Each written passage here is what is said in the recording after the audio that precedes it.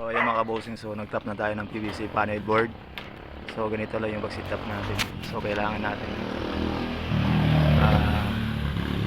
G-clip, in-air clip, saka yung T-clip. So ito na yung nagawa natin, na-finish natin. So ipakita ko na yung ginawa natin. So tara silipin natin. So dito kami sa may taas. Ayan. Ayan ang kabosing. So ayan ako yung na-finish natin. Silipin din natin yung ginawa nating DIY na stereo vintage. Yung PVC ay binutasan na lang natin. So papunta dong dulo.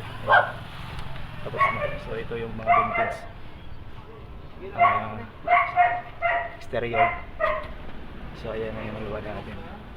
So ayan mga kabosing, yung mga kasama natin nagtap na. So PVC ceiling yung pinalit natin doon sa dating.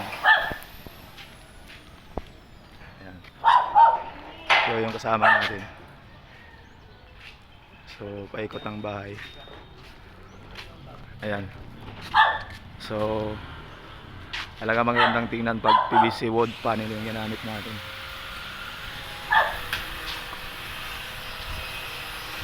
Ayan.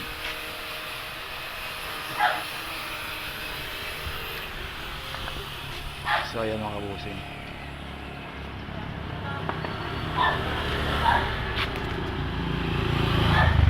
So don't forget follow, like and share para updated kayo lagi sa aking mga panibagong video. So thank you for watching.